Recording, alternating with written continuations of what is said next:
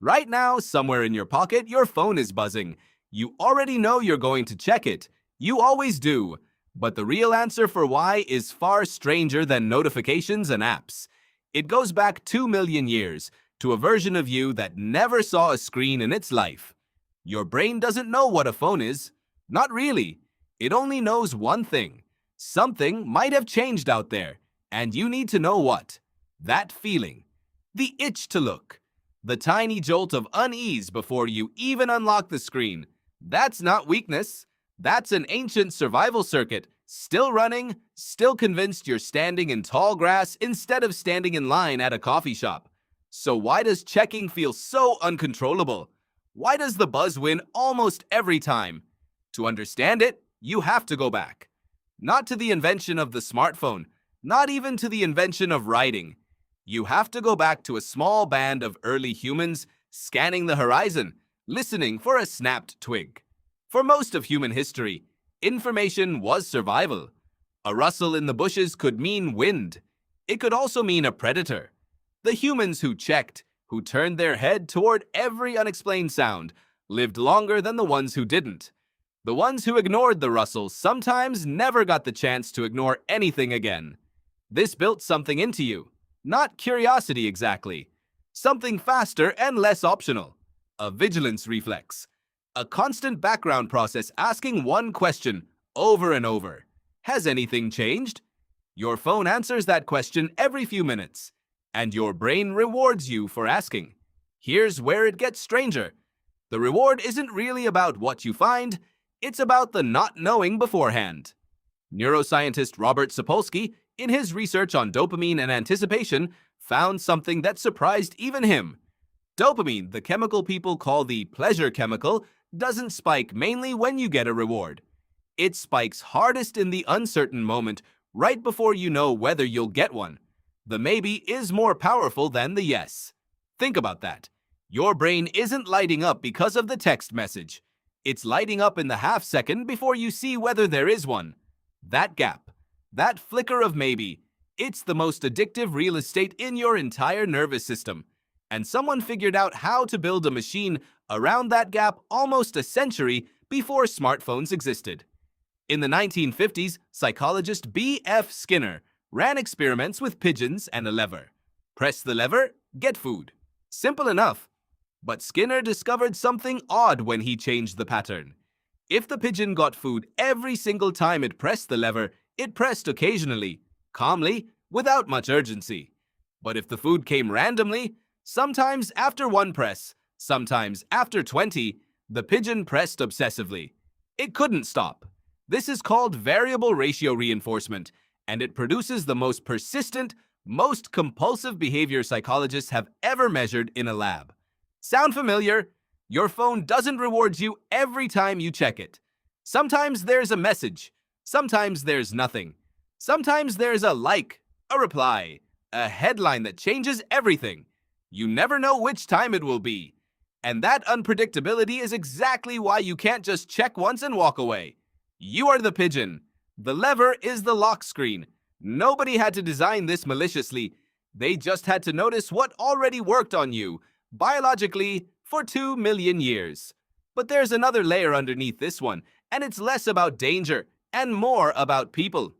Anthropologist Robin Dunbar spent years studying primate social groups, and he found a pattern. Primates who live in larger social groups have larger brains, specifically larger neocortices, the part responsible for tracking relationships. Why? Because keeping track of who is an ally, who might betray you, who had a baby, who's in conflict with whom, takes enormous mental effort. Dunbar proposed that humans evolved a cognitive limit of around 150 stable relationships, a number now known as Dunbar's number. But the effort to track even that many people never stopped. Early humans spent huge amounts of time on social grooming, literally picking through each other's hair, not for hygiene, but for bonding and information. Who's doing well? Who's struggling? Who might need watching? Checking your phone is modern grooming. It's the same ancient behavior, aimed at a different target. Every notification is a tiny social update. Someone liked something. Someone commented. Someone's status changed. Your brain treats this exactly like it would treat a whisper about the tribe. This matters. Check it now. Don't fall behind on who's who. And falling behind used to be dangerous. If you didn't know your alliances were shifting, you could be the last one to find out you'd been excluded. And exclusion, in a small hunting band, could be a death sentence. No group meant no protection, no shared food, no one to help you. So your nervous system doesn't distinguish between a snubbed comment and a shift in tribal loyalty. It reacts to both the same way, as a threat to your place in the group. Is it any wonder you feel your stomach drop when a message goes unanswered for hours? Here's the twist, though. The twist that changes how you should think about all of this.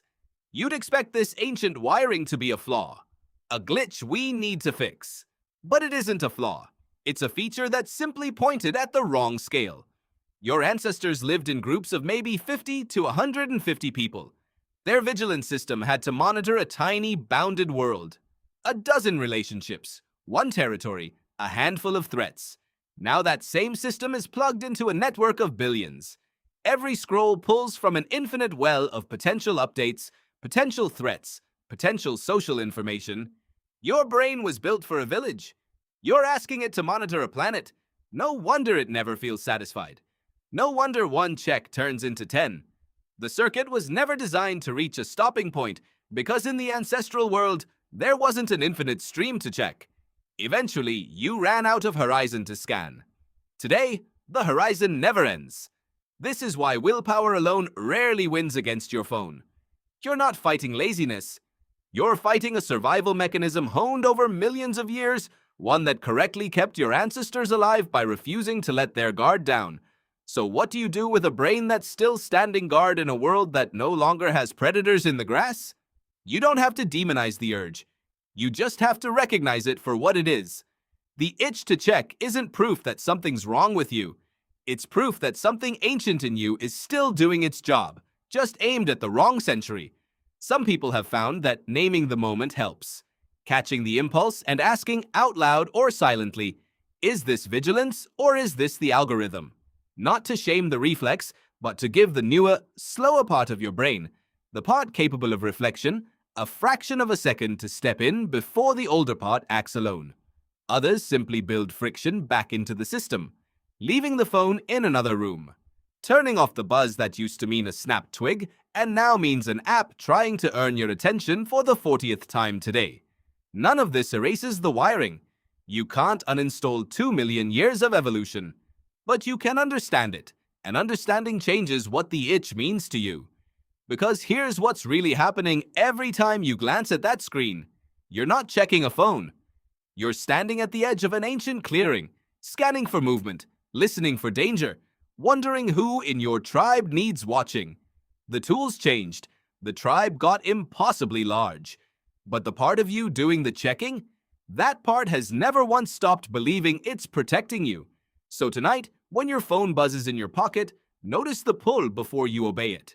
Because the real reason you can't stop checking your phone isn't weakness, and it isn't the app.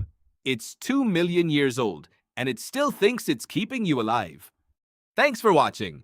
Like, comment, and subscribe. Don't forget to watch more videos.